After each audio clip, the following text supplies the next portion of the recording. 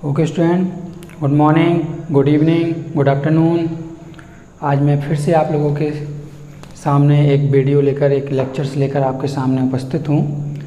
और आज मेरा टॉपिक रहेगा Indian constitution and polity part 2, क्योंकि मैं आपको part 1 Indian constitution and polity का पार्ट 1 हम आपको यूट्यूब पे अपलोड कर चुके हैं। आप पार्ट 1 उससे कवर कर लीजिए, उसी से आगे आपको चर्चा को आगे बढ़ाते हैं और इसको पार्ट 2 में कुछ इंडियन पॉलिटी और से संबंधित सीक्वेंस बाय सीक्वेंस अपन लोग इसको आगे बढ़ाएंगे। ओके, तो आज हमारा फर्स्ट ऑफ ऑल कल हमने इस लेक्चर्स में आपको कुछ उसमें Indian constitution and polity, Indian constitution and polity topic उठाया था और इंडियन कॉन्स्टिट्यूशन की हमने डेफिनेशन सीखी थी और उसमें इंडियन पॉलिटी की डेफिनेशन सीखी थी। उसकी थ्योरी हमने आपको लिखवा दी थी, नोट करवा दी थी। अब उसी से आगे चर्चा को आगे बढ़ाते हैं और हमारा पहला टॉपिक होगा यहाँ पर प्रियम्बल या इंडियन कॉन्स्टिट्यूशन प्रियम्बल या भारतीय संविधान की प्रस्तावना।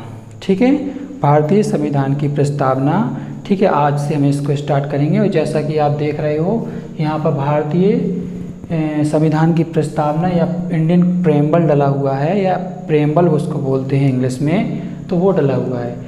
तो आज हम इस प्रियम्बल या प्रस्तावना की परिभाषा लिखवाएंगे, इसकी डेफिनेशन लिखवाएंगे। आप लोग उस नोटबुक लेकर बैठना, उसको नोट करना। ठीक है, तो आप पहली हेडिंग डाल लीजिए प्रस्तावना, और प्रस्तावना को देखते हैं। प्रस्तावना से जुड़े प्रत्येक मुद्दे जो भी हैं, एवरी मुद्दे हैं या टॉपिक हैं, इसको हम आपको अप्रोच ऑफ सिनॉप्सिस बनवा देंगे जैसा कि यहाँ लिखा है। पहले क्योंकि हमारा टॉपिक है प्रस्तावना इंडियन प्रियम्बल, तो प्रियम्बल की पहले हम थोड़ा सी डेफिनेशंस लिख लें और डेफिनेशंस लिखने के बाद हम आपको क्या करते हैं, इसकी प्रियम्बल की अप्रोच ऑफ सिनॉप्सिस बनवा देते हैं और अप्रोच ऑफ सिनॉप्सिस बनवाने के बाद फिर 1 बाय 1 उसको सॉल्व करते चले जाएंगे। कुछ मुद्दे हमने अलग अलग से बना दिए हैं, तो उनको भी हम देख लेंगे क्या हमने कौन सा लेक्चर बनाया, उसको हम छुड़वा देंगे और बता देंगे ये लेक्चर बना हुआ है, उस टॉपिक को उठाकर देख लो यूट्यूब में। ठीक है, तो आज हमारा पहला टॉपिक है प्रियम्बल। इसकी डेफिनेशंस लिखते हैं, फिर इसके बाद इसकी अप्रोच ऑफ सिनॉप्सिस देखेंगे, प्रियम्बल में पढ़ना क्या क्या है और छोड़ना क्या क्या है। ठीक है, तो डालो हेडिंग प्रियम्बल और उसमें लिखो प्रस्तावना भारत के लिए प्रस्तावना संविधान के लिए उद्देशिका ऑब्लिक भूमिका। प्रस्तावना संविधान के लिए उद्देशिका ऑब्लिक भूमिका ऑब्लिक अमुख, ऑब्लिक इंग्लिश में लिख लो इंट्रोडक्शन, सभी का सार इंट्रोडक्शन के भांति है। प्रस्तावना संविधान के लिए एक भूमिका या अमुख या इंट्रोडक्शन के भांति है, जिसमें संविधान के आदर्शों और उद्देश्यों, शासन प्रणाली का स्वरूप और संविधान के लागू होने की तिथि का वर्णन होता है। तो बेटा हमारा क्या ये टॉपिक से है प्रस्तावना। तो प्रस्तावना में हमने ये लिखवाया है, प्रस्तावना एक आमुख, उद्देशिका या इंट्रोडक्शन के भांति होती है। ठीक उसी प्रकार से जैसे आप कोई बुक लें, बुक के फर्स्ट पेज पर उस बुक का एक प्रस्तावना, एक उद्देश्य डला होता है कि इस किताब का क्या उद्देश्य, क्या शिक्षा आपको देना चाहते हैं इस किताब के माध्यम से। ठीक उसी प्रकार से भारतीय संविधान या कॉन्स्टिट्यूशन एक बुक की तरह है और उसके फर्स्ट पेज पर एक उद्देशिका या इंट्रोडक्शन डला हुआ है। वो इंट्रोडक्शन सिर्फ इतना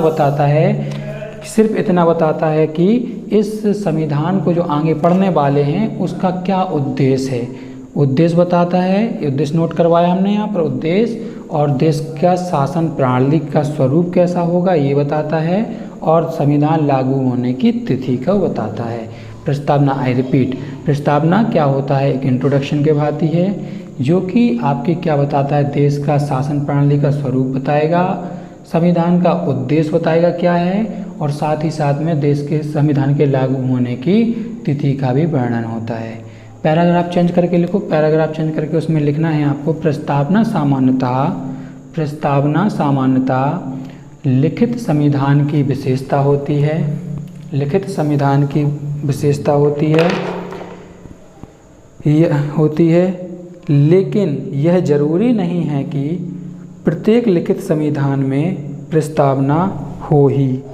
इसका मीनिंग ये हुआ है कि प्रस्तावना प्रत्येक लिखित संविधान की विशेषता होती है, लेकिन यह जरूरी नहीं है कि प्रत्येक लिखित संविधान में प्रस्तावना हो। यहाँ पर लिखित शब्द का वर्ड यूज़ हुआ है, थोड़ा तो हम इसको एक्सप्लेन कर दें कि संविधान सिर्फ दो प्रकार के होते हैं। टाइप ऑफ कॉन्स्टिट्यूशन या संविधान जो लिख सकते हैं, संविधान दो प्रकार के होते हैं। दिस फर्स्ट इज लिखित, रिटन में होता है, अनरिटन होता है, यहाँ पर अलिखित होता है, अलिखित होता है। तो जो लिखित संविधान है वो एक तो यूएसए में है, अमेरिका में, यूनाइटेड स्टेट ऑफ अमेरिका, और साथ ही साथ भारत में है अपने, ठीक है। और जो अलिखित संविधान का एग्जाम्पल है वो ब्रिटेन है, ब्रिटेन है, ठीक है। इसके लिखित संविधान का मतलब क्या होता है? लिखित संविधान का मतलब सिर्फ इतना सा होता है, जिस संविधान का अधिकांश भाग लिखित रूप में हो उसको लिखित संविधान कहते हैं। अलिखित संविधान का मतलब सिर्फ क्या होता है कि जिस संविधान का एक या रूल्स का जिस देश में एक ऐसा हो जो मतलब कि अलिखित हो, लिखित ना हो, ठीक है। तो हमें अलिखित संविधान का मतलब ये होता है जिस संविधान का अधिकांश भाग अलिखित होता है उसको अलिखित संविधान कहते हैं। इसका मतलब कतई ये नहीं निकाल लेना आप कि अलिखित संविधान में लिखित संविधान नहीं होता है। ब्रिटेन में अलिखित संविधान पाया जाता है, तो लिखित संविधान की डेफिनेशन, अलिखित संविधान की डेफिनेशन ये लिखाई है जिसका अधिकांश भाग अलिखित होता है, कुछ भाग उसमें लिखित होता है, ठीक है। तो अलिखित की परिभाषा क्या होगी? अलिखित संविधान की, जिस संविधान का अधिकांश भाग अलिखित हो उसको अलिखित संविधान कहते हैं। क्लियर ना? ठीक है। अब मतलब कि इसका मतलब ये कुछ भाग लिखित भी हो सकता है, ठीक है। ऐसे लिखित संविधान में जिसका अधिकांश भाग लिखित रूप में हो उसको लिखित संविधान कहते हैं। इसका अंतर निहित है इसमें, कुछ भाग अलिखित भी हो सकता है, परंपरा के रूप में भी हो सकता है। अब ब्रिटेन की बात है तो ब्रिटेन में अलिखित संविधान है, तो रूल्स कैसे चलते हैं? अगर ब्रिटेन की बात करें तो उसका अधिकांश भाग जो संविधान है परंपरा के आधार पर चलता है। कुछ चीज़ परंपरा हो गई तो चलती आ रही है जमाने लाखों वर्षों से, तो वो संविधान है। और कुछ चीज़ जैसे कि ब्रिटेन में एक बात ये पाई जाती है, कोई चीज़ परंपरा नहीं है और वो कर दो तो उसके लिए क्या दंड माना जाएगा या सही माना जाएगा? तो कुछ नहीं माना जाएगा, कोई दंड अपराध नहीं माना जाएगा अगर वो परंपरा में नहीं है। उसके बाद अगर सुप्रीम कोर्ट में ब्रिटेन में निर्णय जाता है, मुद्दा उठता है, तो फिर उसके बाद सुप्रीम कोर्ट तय करेगा कि लिखित परंपरा है या नहीं है। अगर परंपरा है तो कोई तो दिक्कत नहीं, परंपरा नहीं है तो उसके बाद कोई दिक्कत नहीं आने वाली, ठीक है ना। तो परंपरा के आधार पर चलता है, परंपरा लाखों वर्षों से चली आ रही, उसी के हिसाब से कानून फॉलो चलता जा रहा है, ठीक है। फिर इसके बाद हम आगे बढ़े, पैराग्राफ चेंज कर लिखें। अच्छा, लिखित संविधान जो सब विश्व का सबसे पहले 1700 अमेरिका का लिखित संविधान बना था 1789 में। आपको पता हो जिस प्रकार से अंग्रेज़ों ने अपने भारत में औपनिवेशीकरण किया था, ठीक उसी प्रकार से अंग्रेज़ों ने ब्रिटेन में भी औपनिवेशीकरण किया था।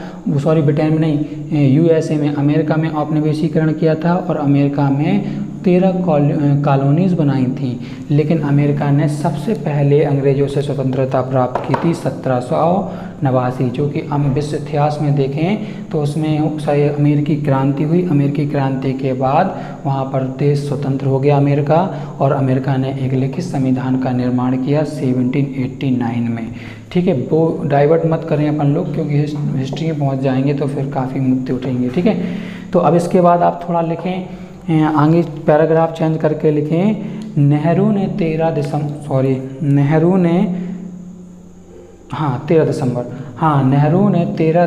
1946 को संविधान सभा में एक प्रस्ताव रखा जिसे उद्देश्य प्रस्ताव कहते थे।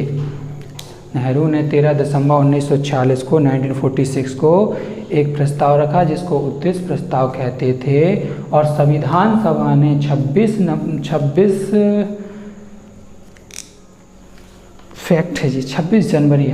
जनवरी लिख लो, 26 जनवरी 1940 को इस उद्देश्य नेहरू के द्वारा दिए गए इस उद्देश्य प्रस्ताव को स्वीकार कर लिया और इस उद्देश्य प्रस्ताव को संविधान सभा ने स्वीकार कर लिया। ठीक है, इसे भारतीय संविधान की प्रस्तावना का नाम दिया गया। यद्यपि कि भारतीय संविधान सभा ने इसके लिए प्रस्तावना शब्द का यूज़ नहीं किया, प्रस्तावना शब्द का यूज़ नहीं किया, उसकी जगह उद्देशिका शब्द का प्रयोग किया। आपने देखा है नेट पे, आप देखना ज़रा कि भारतीय प्रेमबल सर्च करना तो उसमें हिंदी वर्जन में आएगा उद्देशिका, प्रस्तावना लिखा कहीं नहीं आएगा। तो हम आपको इसकी कहानी यही है कि नेहरू जी ने 13 दिसंबर 1946 को संविधान सभा में एक उद्देश्य प्रस्ताव रखा और संविधान सभा ने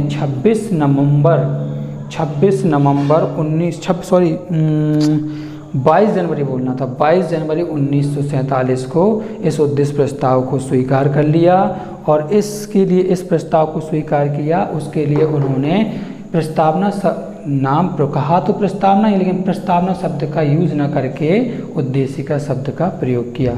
कभी कोई आपसे क्वेश्चंस कर दे भारतीय संविधान में प्रस्तावना जैसे शब्द है ही नहीं है, तो हाँ उससे बोलना कि प्रस्तावना जैसा शब्द नहीं है, लेकिन संविधान सभा ने उस प्रस्तावना को ही उद्देशिका शब्द का यूज़ किया था। तो उद्देशिका लिखा है लेकिन एक्चुअल में है प्रस्तावना इंट्रोडक्शन होती है, उद्देशिका का उन्होंने नाम यूज़ की, प्रस्तावना ना बोलकर उद्देशिका बोला है। ठीक है प्रस्तावना ही, प्रेम्बल भी। ठीक है, इसके आगे बढ़ जाएं, थोड़ा सा हम आपको 2 क्वेश्चंस दें। एक क्वेश्चंस होगा सभी, एक क्वेश्चन आपको नोट करो आप, प्रस्तावना किसकी देन है, प्रस्तावना किसकी देन है, तो आप बताइए। पहला ऑप्शन अगर हम दे दें नेहरू, अंबेडकर, तो इनमें से कौन सा सिलेक्शन करोगे आप, नेहरू। ठीक है, अब अच्छा देखें प्रस्तावना किस देश से ली गई है, प्रस्तावना यूएसए से ली गई है, क्योंकि आप जानते हो 1789 में सबसे पहले अमेरिका का लिखित संविधान बना था। ठीक है, तो अमेरिका से ली गई है। दूसरा बोले प्रस्तावना में जो भाषा, जो शब्दों, जो वर्ड का यूज़ किया गया वो कहाँ से लिया गया है, वो लिया गया है ऑस्ट्रेलिया से। ये थोड़ा सा 3 फैक्ट है, हम फैक्ट से बचते हैं, एक्चुअली ये आ गया तो हमने थोड़ा आपको सामने रख दिया, लेकिन फैक्ट से बचते हैं। मैं समझता हूँ क्योंकि आपका एक अच्छे समझ बनने के लिए पूरी थ्योरी जड़ से पता होनी चाहिए, तो ज़्यादा ही बेस्ट रहता है। फैक्ट से हम बचते हैं, लेकिन चर्चा के क्रम में हमने आपसे बोल दिया। ओके, अच्छा अब प्रस्तावना की डेफिनेशंस हो गई ना। अब प्रस्तावना की डेफिनेशंस के बाद आपको क्या करना है, फर्स्ट ऑफ ऑल आपको प्रस्तावना की डेफिनेशन में देखना है। डेफिनेशन कर ली हमने, इसके बाद हमें क्या करना है कि हमें इसमें पढ़ना क्या क्या है, भारतीय प्रस्तावना या प्रेम्बल की अप्रोच ऑफ सिनॉप्सिस, यानी क्या क्या पढ़ना है। ठीक है, तो अप्रोच ऑफ सिनॉप्सिस में हमने यहाँ डाला प्रस्तावना, और प्रस्तावना में 3 पार्टों में डिवाइड किया, फर्स्ट, सेकंड एंड थर्ड्स। और फर्स्ट में हमने लिखा सत्ता का स्रोत, और सत्ता के स्रोत में हमें पढ़ना है जनता को। दूसरा पढ़ना है सत्ता का स्वरूप, सत्ता के स्वरूप में हमें 4 से 5 चीज़ें पढ़ना है, संपूर्ण प्रभुत्व संपन्न, समाजवादी, पंथ निरपेक्ष, लोकतंत्रात्मक और गणराज्य। इसकी एक एक मीनिंग, एक एक डेफिनेशंस करनी है, तब क्लियर होगा। इस स्टाइल से आप पॉलिटी पढ़ोगे ना, तब मज़ा आएगा आपको पॉलिटी पढ़ने में, और आपकी समझ भी डेवलप होगी और आपको समझ में भी आएगा। तीसरा पढ़ना है सत्ता का उद्देश्य, और सत्ता के उद्देश्य में हमें 4 से 5 चीज़ कवर करनी है, न्याय, स्वतंत्रता, समानता, न्याय, स्वतंत्रता, समानता, व्यक्ति की गरिमा, देश की एकता और अखंडता, एंड लास्ट वन बंधुता। ठीक है, तो एक एक करके इनको मुद्दों को उठाएंगे, देखते हैं। ये 4 से 5 लेक्चर्स में हम इनको पूरी प्रस्तावना को क्लियर करने का प्रयास करेंगे।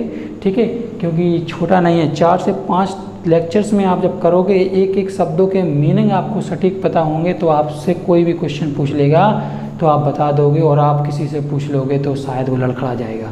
ठीक है, तो ऐसी पढ़ाई होती है। ठीक है, हाँ अब इसके बाद देखते हैं सबसे पहला हमारा टॉपिक क्या होगा, सत्ता का स्रोत, और सत्ता के स्रोत में हमें पढ़ना है जनता को। तो यहाँ से हम स्टडी करते हैं सत्ता का स्रोत, और सत्ता के स्रोत में हमारी पहली हेडिंग होगी, आप भी डाल सकते हो, सत्ता का स्रोत। सत्ता के स्रोत में हमें पढ़ना है बच्चों जनता को पढ़ देंगे। ठीक है, देखते हैं क्या होता है इसमें। ठीक है, अच्छा पहले इसकी आप सत्ता के स्रोत की डेफिनेशंस डाल लें। ठीक है, पहले हेडिंग डाल लें सत्ता का स्रोत। सत्ता के स्रोत को डेफिनेशंस लिखें और इसके आगे लिख दें हेडिंग बना के। इसमें आपको लिखना है, लिखें भारतीय संविधान की प्रस्तावना, भारतीय संविधान की प्रस्तावना लोक प्रभुता को मान्यता देती है। और इसके आगे लिखें लोक प्रभुता का जनक रूसो को माना गया, जो कि एक फ्रांसीसी था। रूसो रूस का नहीं था, ऐसा नहीं सोच लेना। तो भारतीय संविधान की प्रस्तावना लोक प्रभुता को मान्यता देती है और लोक प्रभुता का जनक रूसो को माना गया है। तो लोक प्रभुता को मान्यता देती है प्रस्तावना, इसको समझते हैं लोक प्रभुता एक्चुअल में क्या है। तो लोक प्रभुता ये होता है,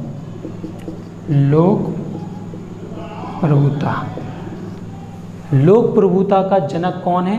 रूसो, जो कि फ्रांसीसी था। और फ्रांसीसी था, रूसो ने तो इतना भी कह दिया था, जनता की वाणी ईश्वर की वाणी। और लोक प्रभुता का मतलब होता है कि जनता का शासन, जनता का शासन, जनता का शासन। लोक प्रभुता का मतलब जानते हो ना, जनता का शासन। और उसने इतना भी कह दिया था, ईश्वर की वाणी, जनता की वाणी ईश्वर की वाणी होती है, रूस ने इतना भी कह दिया था। तो भारतीय संविधान की प्रस्तावना किसको मान्यता देती है? लोक प्रभुता। लोक प्रभुता मतलब होता है जनता का शासन। ओके ना, क्लियर नॉट क्लियर? अब आगे बढ़ जाते हैं। एक क्वेश्चंस आप उसमें हेडिंग डालकर थोड़ा लिख लीजिए। इसी के आगे जो सत्ता का स्रोत चल रहा है, इसी में आप डाल लीजिए कि आप लिख लो कि क्वेश्चंस लिखो थोड़ा, उसी के आगे एक बॉक्स में क्वेश्चंस लिखो। ठीक है, क्वेश्चंस आप ये लिख लीजिए कि भारतीय संविधान की प्रस्तावना लोक प्रभुता को मान्यता क्यों देती है? लिखा तो कहीं नहीं है। मतलब हमारा क्वेश्चंस बेटा ये आप लोगों से ये है कि संविधान की प्रस्तावना जो है लोक प्रभुता को मान्यता क्यों देती है? कहीं लिखा तो है नहीं है, ऐसा क्यों देती है मान्यता? तो उसके आंसर में लिखो, आंसर डाल के लिखो। आंसर में आपको लिखना है भारतीय संविधान की प्रस्तावना की शुरुआत हम भारत के लोगों से होती है। भारतीय संविधान की प्रस्तावना की शुरुआत हम भारत के लोगों से होती है और अंत अंगीकृत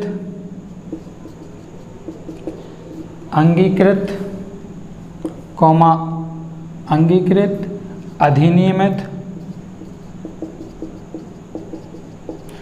और लास्ट में आत्मार्पित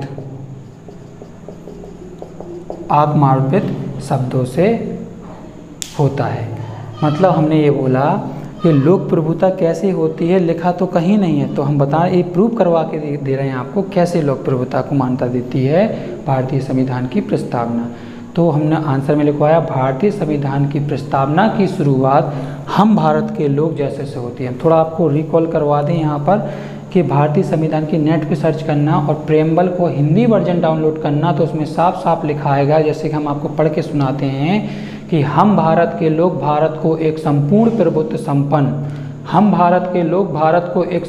प्रभुत्व संपन्न समाजवादी पंथ निरपेक्ष लोकतंत्रात्मक गणराज्य बनाने के लिए तथा उनके समस्त नागरिकों को सामाजिक आर्थिक राजनीतिक न्याय विचार अभिव्यक्ति विश्वास धर्म और उपासना की स्वतंत्रता प्रतिष्ठा और अवसर की समानता तथा उन सभी में व्यक्ति की गरिमा देश की एकता और अखंडता सुनिश्चित करने वाली बंधुता को बढ़ाने के लिए आज इस संविधान सभा में 26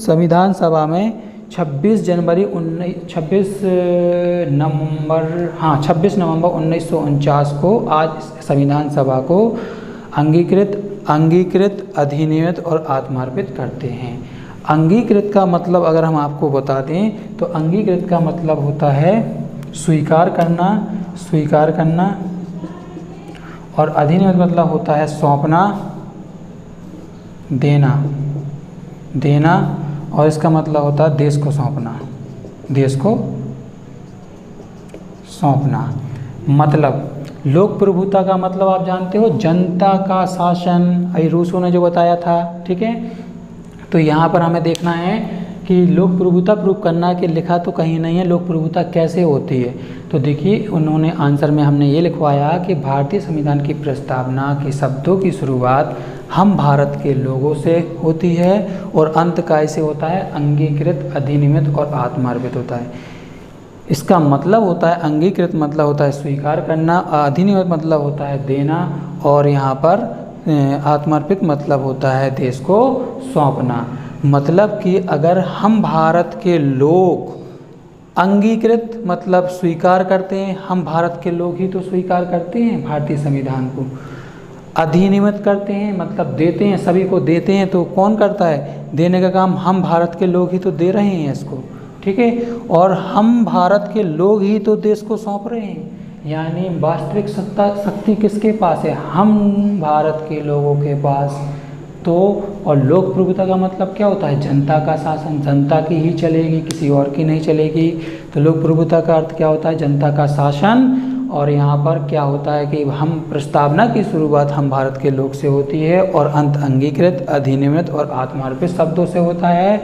अंगीकृत मतलब होता है स्वीकार करना, कौन, हम भारत के लोग स्वीकार कर रहे हैं संविधान को, कॉन्स्टिट्यूशन को, हम भारत के लोग दे रहे हैं सभी को, हम भारत के लोग देश को सौंप रहे हैं। तो सभी काम तो कौन कर रहा है, कौन कर रहा है, हम भारत के लोग ही तो कर रहे हैं, जनता ही तो कर रही। तो हुआ ना लोक प्रभुता, हुआ कि नहीं हुआ, ठीक है, हो गया। तो लोक प्रभुता को मान्यता दे रहा है, लेकिन डायरेक्टली तरीके से, डायरेक्ट तरीके से नहीं लिखा, अगर इनडायरेक्टली से और डीपली आप उसको पढ़ेंगे तो लोक प्रभुता को मान्यता देती है। क्लियर ना, ओके। तो अब यहाँ पर जी हमारा सत्ता का स्वरूप जनता जो हो चुका है, ठीक है। अब इसके बाद दूसरा मुद्दा रहेगा सत्ता का, दूसरा मुद्दा हमारा रहने वाला है सत्ता का स्वरूप।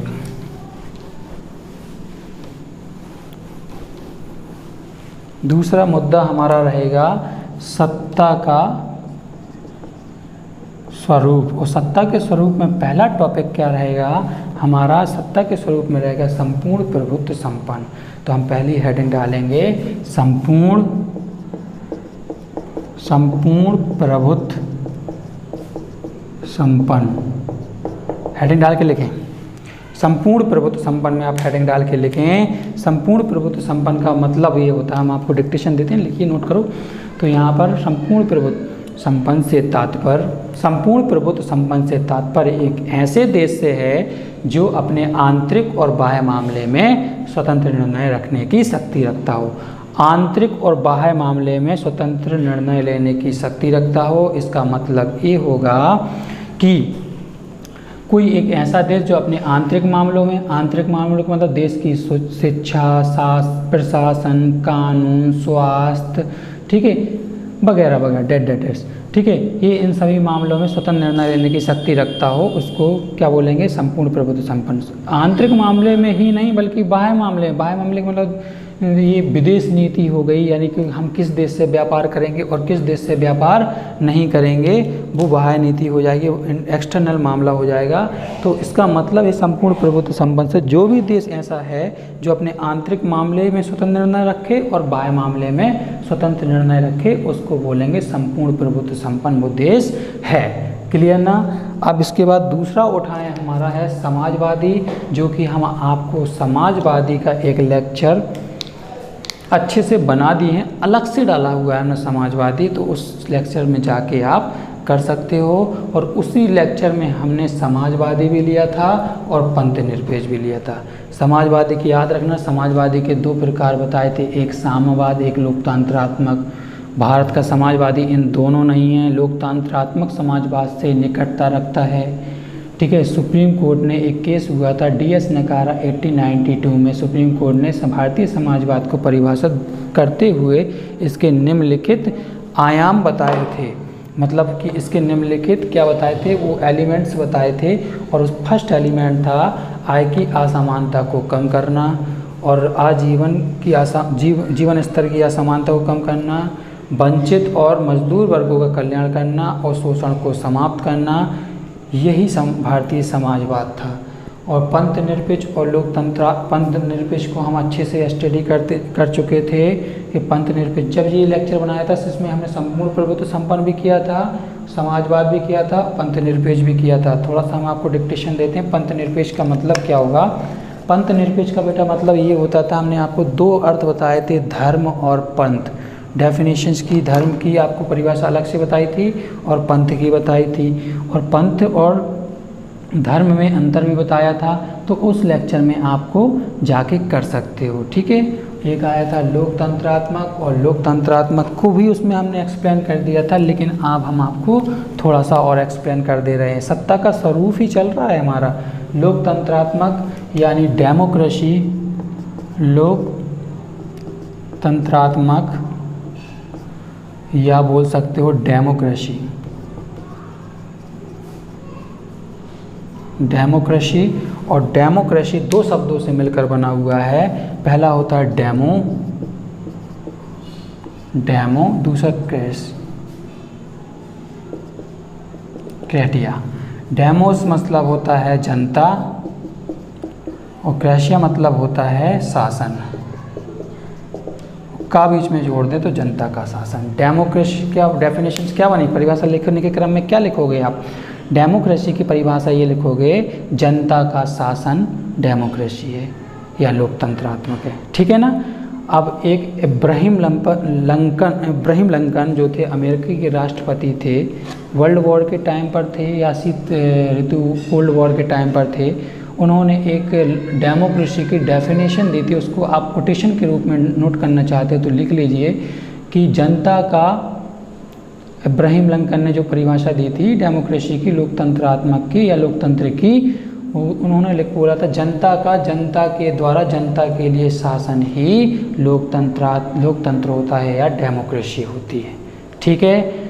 आज थोड़ा सा टाइम हो गया, मैं इसको अभी नेक्स्ट लेक्चर में करूँगा, ठीक है। वो पार्ट 3 होगा, ठीक है। पार्ट 3 में हम थोड़ा कवर करेंगे, यहाँ तक आ जाएंगे, गणराज्य भी करेंगे, फिर यहाँ पर सत्ता के उद्देश्य को पकड़ेंगे। तो पार्ट 3 में कर लेंगे समानता तक, फिर इसके बाद हम पार्ट 4 में कर लेंगे अदर टॉपिक, व्यक्ति की गरिमा, एकता, अखंडता और बंधुत्व।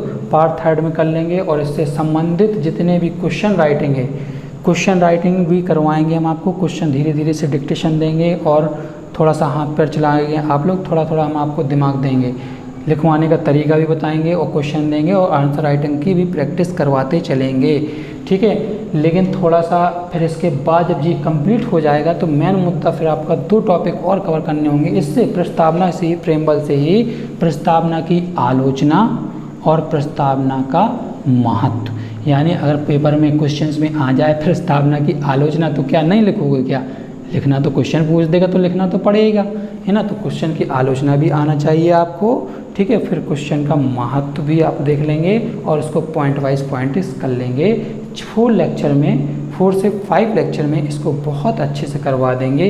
हो तो जाना था 30 लेक्चर्स में, क्योंकि फिर आपको एक लेक्चर्स में हम इसकी आलोचना भी बताएंगे और इसका महत्व बताएंगे, और 5वें लेक्चर में हम 3 से 4 क्वेश्चन लेकर इसी से संबंधित उसकी आंसर राइटिंग भी करवाएंगे। Okay, bye.